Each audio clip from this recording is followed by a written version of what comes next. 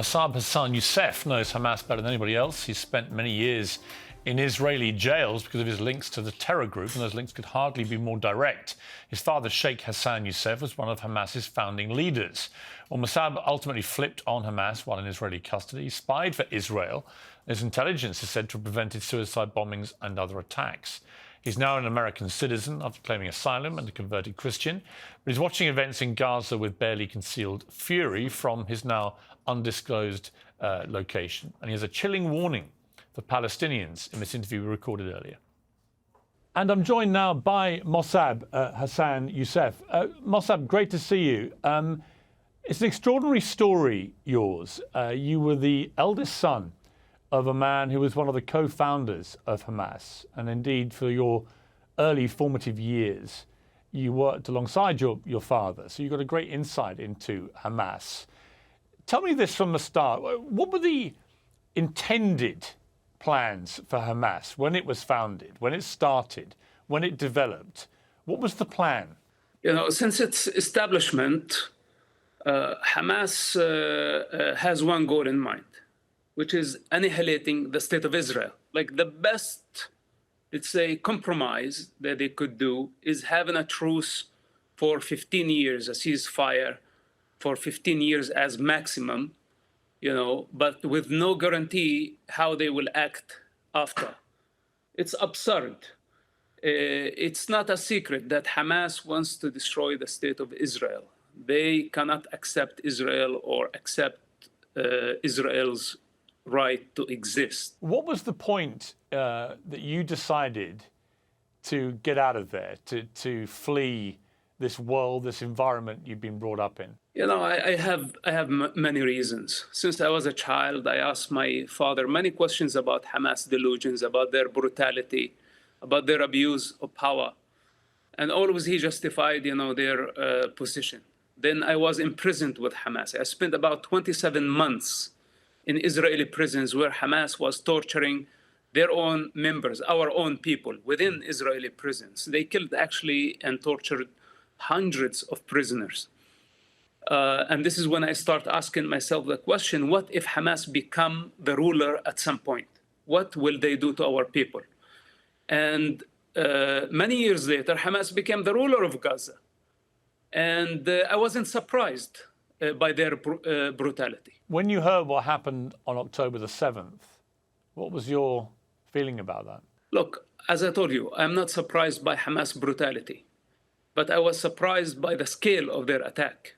You know, not to this degree, wiping out entire communities, you know, messing with a nuclear power, the most powerful country in the region, a country with a trauma, great trauma from the past, with a memory of a Holocaust and all the Nazis did in the past century.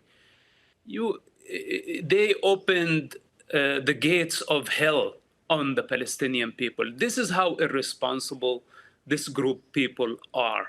You know, that they are willing to actually sacrifice many Palestinian children, the entire Palestinian people, and use them as a fuel to just achieve their ideological agendas, their religious agendas.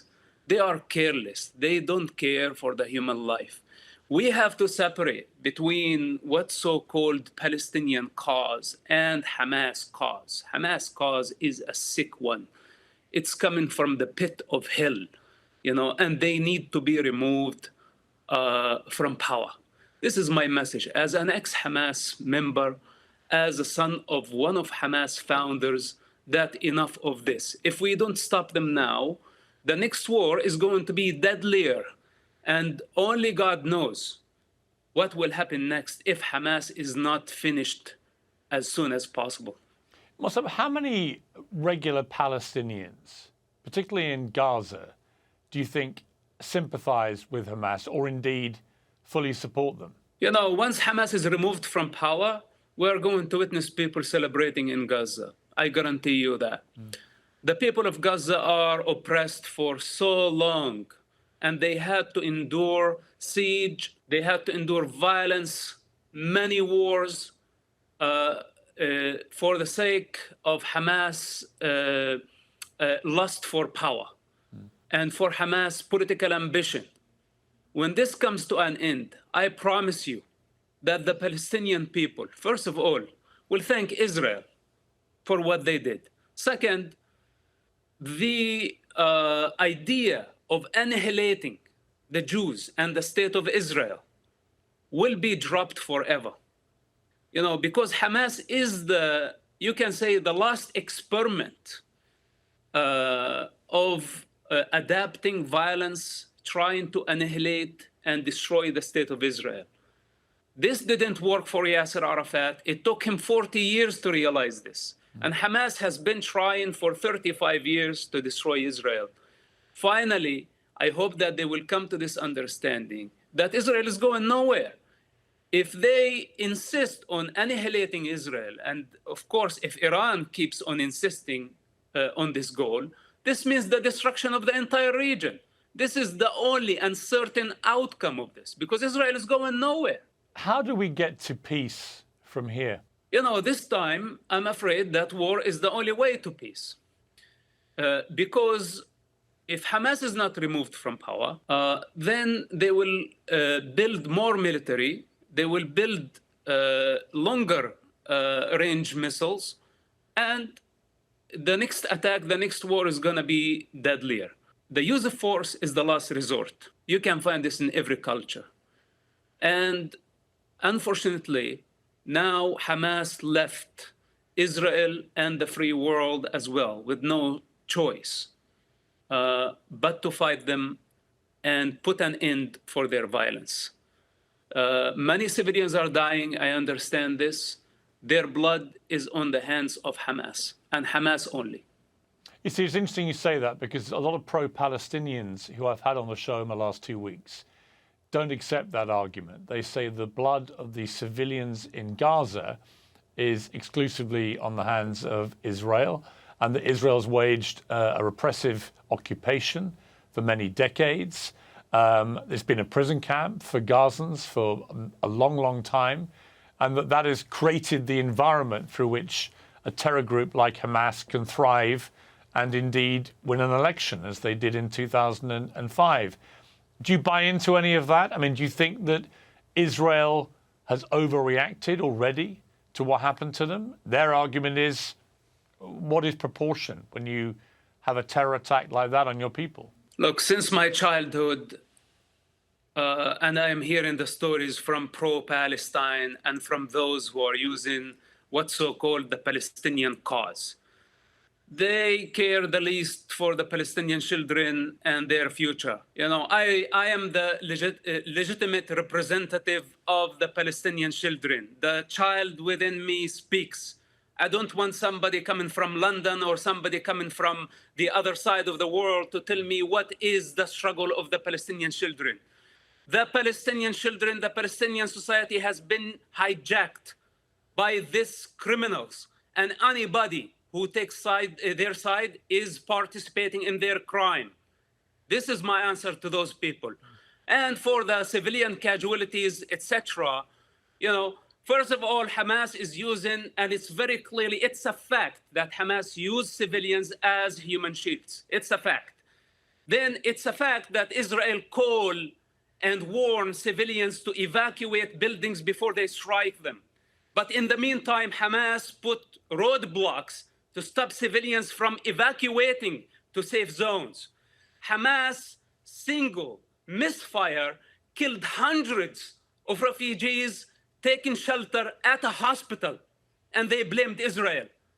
What are we talking about here? Israel is a democracy. Israel is accountable. Israel is not thirsty for the Palestinian blood. In the meantime, Israel is capable of wiping out Arab capitals in seconds.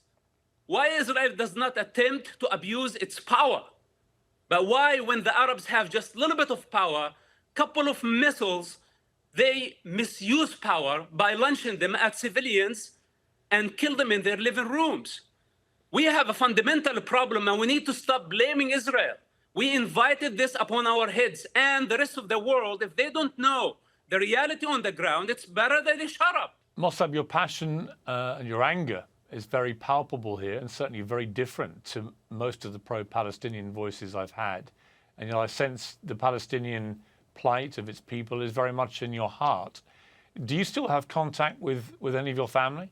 This is irrelevant right now. I don't have any contact with my family, and I don't care anymore. Enough bloodshed and enough involvement from people who don't care. They're just warriors on keyboard, and they're just storming world capitals saying free Palestine, free Palestine. They don't know what the hell Palestine is. I am Palestine. And I say it's enough of Hamas. It's enough of the corrupt leaderships that they are killing our people, misleading them to hell. Is enough of that. We don't want Palestinian state. I don't want Palestinian state. Palestinian children need education. They need security. They need life. This is what they need. They don't need another corrupt Arab regime. Is it possible to get rid of Hamas in the way that Israel is currently trying to do through airstrike bombardments and it is planned now an imminent ground invasion? Is that the best way to do it? Or is there a danger of radicalizing a lot more young Palestinians to the Hamas cause in the process? Listen to this. We are going to remove Hamas from power. Remember my words, okay? And Hamas did not only bring the wrath of Israel over Gaza. Hamas brought the wrath of God. We are going to remove them from power, and we are going to persecute their leaders, and we are going to bring them to justice. And the world will witness their punishment. And everyone who take their side today in this state of confusion, thinking that this is a joke, I tell those people that you are going to regret taking the side of Hamas. You are going to regret taking the side of those criminals who are killing the Palestinian people. Mosab, you were born in Ramallah. That's your home. Do you dream of going home one day? Is that something you still aspire to do? I prefer not to answer this question. I understand. Mosab, thank you very much indeed for joining me. It's extraordinary to hear your story, and it's a remarkable pitch that you make to the people of Palestine, and it's one that they will hear and will see their reaction. But I appreciate you joining me. Thank you very much. Thank you.